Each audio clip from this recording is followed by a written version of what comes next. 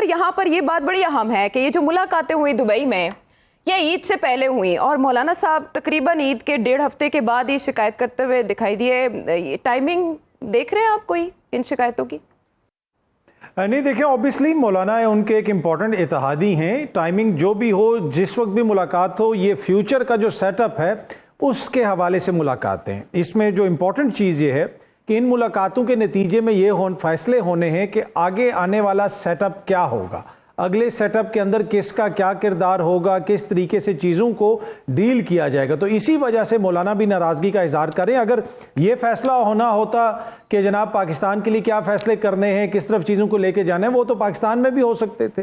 اب فیصلے یہ ہونے ہیں کہ اگلے سیٹ اپ کے اندر جناب میرا صاحبزادہ کدھر ہوں گے، یا میری صاحبزادی کا کیا کردار ہوگا، میرے بھائی کا کیا کردار ہوگا، ان کے سمدھی کا کیا کردار ہوگا. اب مولانا کو یقیناً پھر وہ بھی فکر مند ہوں گے، ان کے بھی صاحبزادے وزیر ہیں، ان کے سمدھی گورنر ہیں، اور ان کے سمدھی گورنر نے الیکشن روک کے سپریم کورٹ سے اپنے خلاف فیصلہ بھی لکھوایا، اتنا رسک بھی لیا.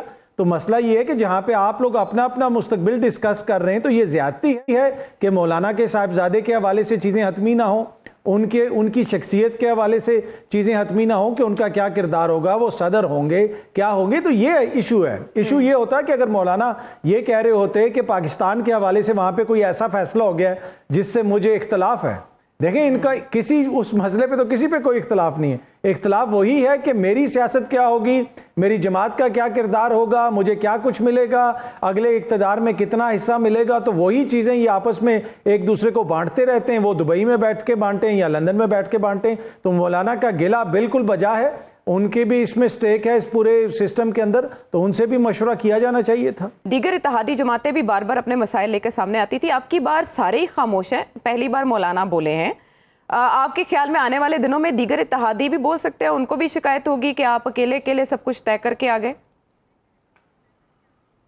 جی یقیناً. دیکھیں اگر آپ مل کے حکومت کر رہے ہیں تو پھر کوئی بھی آپ میں مشاورت ہوگی. تو یہ نہیں ہو سکتا کہ اس اتحاد کے اندر سے صرف 2 لوگ بیٹھ کے کوئی مشاورت کر رہے ہیں. یقیناً دیگر دوستوں کو بھی اس پہ تحفظات ہو سکتے ہیں. اور دوسرا مسئلہ یہ ہے کہ اس وقت جو سسٹم جس طریقے سے چل رہا ہے اس کو آگے کس طرح لے کے چلنا ہے، اس لیے کہ آگے دوبارہ ان کو اتحاد بنانا پڑے گا، آگے دوبارہ ان کو یہ سیٹل کرنا پڑے گا کہ کس کو کیا شیئر دیا جائے گا. تو مجھے لگتا ہے کہ یقیناً جو دوسرے اتحادی ہیں وہ بھی اس پہ اعتراض کر سکتے ہیں.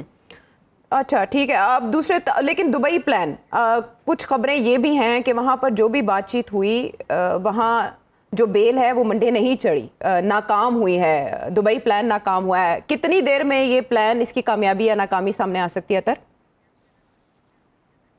دیکھیں یہ جو پہلا پلان تھا اس کی کامیابی تو پوری قوم دیکھ رہی ہے نا.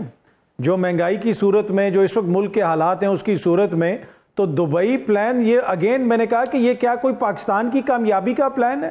کیا یہ کوئی پاکستان کو مشکلات سے نکالنے کا پلان ہے؟ پھر تو ہمیں نظر آئی، یہ میں نے جس طرح شروع میں عرض کی کہ یہ چند خاندانوں کے مفادات کی جنگ ہے. انہوں نے اپنے مفاد کا تحفظ کرنا ہے.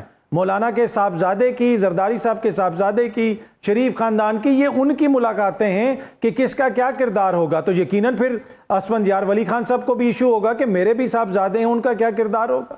باقی کسی اور دوست کو بھی اعتراض ہو سکتا ہے. تو یہ کامیابی یا ناکامی، اس کو آپ ان کی جو ذاتی اچیومنٹس ہیں یا پھر ان کی جو ذاتی ایسپریشنز ہیں اس کی شکل میں آپ دیکھیں گے کہ کیا وہ کس حد تک فل ہوتی ہیں. تو وہ آپ کو آنے والے دنوں میں کچھ نظر آ جائیں گی چیزیں. باخبر رہنے کے لیے سنو نیوز کا یوٹیوب چینل سبسکرائب کریں اور بیل آئیکن پہ کلک کر دیں.